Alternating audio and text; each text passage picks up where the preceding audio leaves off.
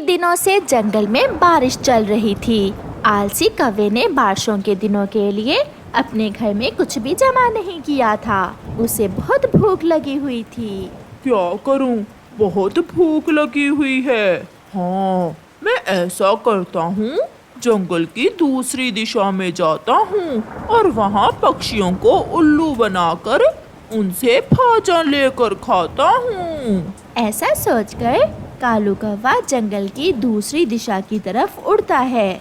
ऐसी बारिश में उड़ते उड़ते तो मुझे और भी भूख लग गई है। अब मुझे अच्छे से नाटक करना होगा। फिर कालू कौवा अपनी आंखें बंद करता है और एक घर के दरवाजे पर दस्तक देता है। वो घर मिठू का था। मिठू दरवाजा खोलता है। मैं अंधा कौवा हूँ, बहुत भूखा हूँ, दया करो। आप जो भी हो, मुझ अंधे को भोजन दो। बहुत दुख हुआ आपको देखकर अंधे कौवे। ये ले, ये एक अमरूद है, ये आप खा लें। कौवा अपनी थोड़ी सी आंख खोलकर अमरूद की तरफ देखता है। वाह रे कालू, ये अमरूद खाकर तो बहुत मजा आएगा।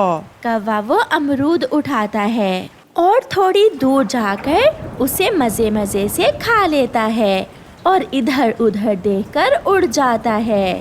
थोड़ी देर बाद उसे फिर से भूख लग जाती है। क्या करूं इस पापी पेट का? भरने का नाम ही नहीं ले रहा। मुझे फिर से अंधा बनना पड़ेगा।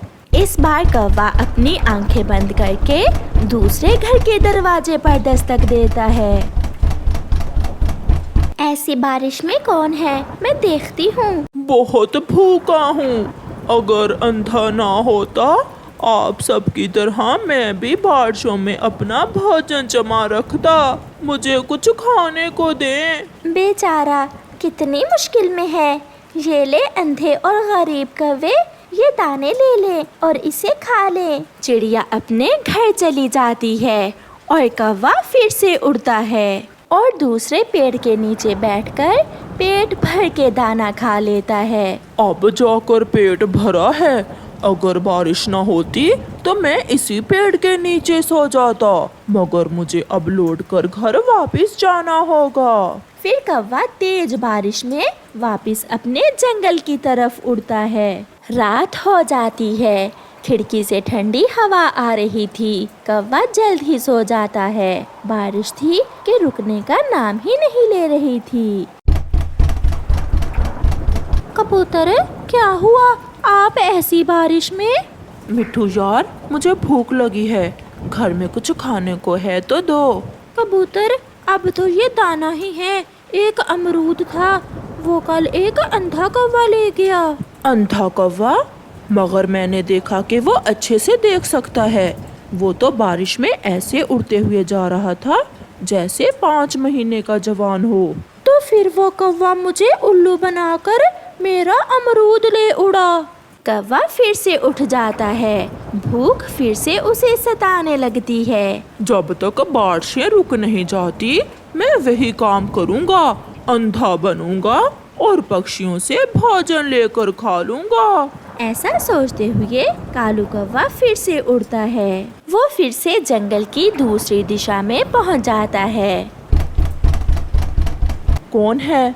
मैं अंधा कौवा हूँ। प्लीज मुझे कुछ खाने को दो। बच्चे, मुझे भी कबूतर कहते हैं। आ गया फिर से नाटक करने, कौवा कहीं का। कबूतर दरवाजा खोलता है। कौवा भी अपनी आंखें बंद किए पूरी तरह अंधा बना हुआ था।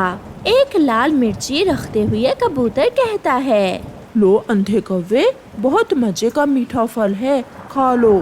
थोड़ी सी आंख खोलकर कौवा देखता है। अरे, ये तो मिर्ची है। मैं मिर्ची कैसे खाऊंगा? खाओ खाओ, जल्दी खाओ अंधे कौवे, बहुत स्वादिष्ट फल है ये। मैं घर जाकर खा लूंगा।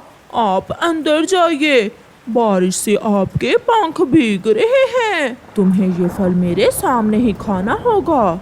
मगर ये लाल मिर्ची है। ऐसा कहते हुए कौवा वहाँ से भागता है। कबूतर भी पीछे पीछे भागता है। दुष्ट कौवे, पक्षियों को उल्लू बनाकर लूट रहे हो, छोड़ूंगा नहीं तुम्हें। मगर कौवा तो ऐसे भाग रहा था जैसे उसकी 4 आंखें हों। तेज बारिश के साथ हवा भी बहुत तेज थी। काफी देर वो छोटा फूल तेज हवा से लड़ता रहा और फिर जब उसे पता चल जाता है कि वो तेज हवा से हार जाएगा और बारिश का पानी उसे अपने साथ बहा ले जाएगा, तो वो मदद की गुहार लगाता है। बचाओ बचाओ, कोई मुझे बचाओ, मुझे सहयोग की जरूरत है, प्लीज कोई मेरी मदद करे। थोड़ी दूर में ही काले कौवों का घर था। कालू कोई मदद के लिए पुकार रहा है, बचाओ बचाओ बचाओ। सुना कालू, जाओ जाकर देखो तो बाहर कौन है। बारिश बहुत तेज है, चलो देखता हूँ। कालू कौवा अपने घर से निकलता है। बचाओ बचाओ, मुझे बचाओ, मुझे सहयोग दो, वरना मैं टूटकर पानी में बह जाऊंगा। अरे ये तो गुलाब का फूल है, ऐसे ही बारिश में भीगा, इसे जिंदगी की क्या जरूरत है, आज नहीं तो कल ये सूख ही जाएगा। ऐसा कहते हुए कालू कौवा वहाँ से चला जाता है, जिसे जाता हुआ देखकर छोटा रोज और भी रोने लगता है। पति जी, कोई पुकार रहा है, बाहर कोई मदद के लिए पुकार रहा है, जाओ देखो तो कौन है। मैं अभी बाहर जाकर देखता हूँ। कबूतर घर से बाहर निकलता है। सामने से आता हुआ कौवा उसे देखकर रुक जाता है। कबूतर, तुम ऐसी बारिश में कहाँ जा रहे हो? यार, कोई मदद के लिए पुकार रहा है, नदी की तरफ से आवाज आ रही है।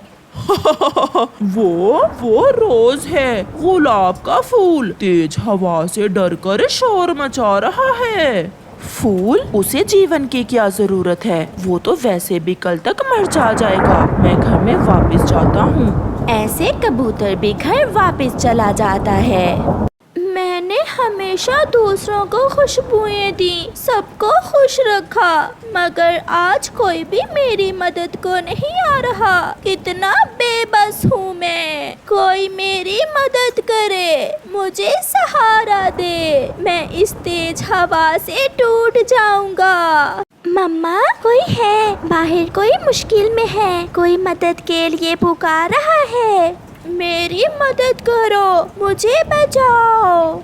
हाँ बेटी, बाहर तेज बारिश है, आप घर में ही रहे, मैं जाकर देखती हूँ। नहीं मम्मा, आप बारिश में थक जाएंगी, मैं जाती हूँ।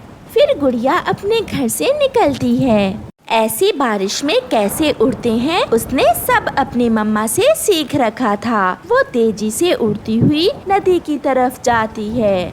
ये तो रोज है, मुझे बचाओ छोटे चिड़िया, मैं अभी मरना नहीं चाहता, मुझे जीना है, प्लीज मुझे बचा लो। मैं आपकी मदद जरूर करूंगी, मगर मुझे योजना बनाना होगी कि मैं कैसे आपको इस बारिश और तेज हवा से बचा सकती हूँ। अभी आई, मैं अभी आती हूँ। ऐसे कहते हुए गुड़िया अपने घर वापस भागती है। वो बहुत तेजी से उड़ती है। मम्मा मम्मा, रोज मर जाएगा, वो बारिश के कतरों से टूट जाएगा और तेज हवा उससे बखेर देगी। तो वो रोज है जो मदद की गुहार लगा रहा है। हाँ मम्मा, वो रोज ही है। मम्मा, आप मुझे वो छाता दें जो मेरी नानो मेरे लिए लाई थी। मगर बेटी, वो छाता तो आपको बहुत पसंद है। हाँ मम्मा, मगर मुझे रोज को बचाना होगा। फिर गुड़िया की मम्मा संदूक खोलकर वो छाता गुड़िया को दे देती है, जिसे लेकर गुड़िया रोज की तरफ उड़ती है। वो रोज की जान बचाने के लिए बारिश में भीगती है और जल्दी से जाकर वो छाता रोज के ऊपर रख देती है, जिससे हवा का जोर कम हो जाता है और अब रोज बारिश से भी महफूज था। आप बहुत अच्छी हैं, आपने मेरी जान बचाई। मम्मा कहती है हमें हमेशा एक दूसरे की मदद करनी चाहिए। आज से मेरी और आपकी दोस्ती पक्की हुई। जब तक मैं जिंदा हूँ, मैं हमेशा अपनी खुशबुएं आपको दूंगा। दोस्त, मैं भी हर रोज आपसे मिलने आया करूँगी। ऐसे रोज हंसने लगता है। वो बहुत खुश था और गुड़िया अपने घर चली जाती है। प्यारे दोस्तों, इस कहानी से हमें सीख मिलती है कि हमें हमेशा मुश्किल में दूसरों के काम आना चाहिए।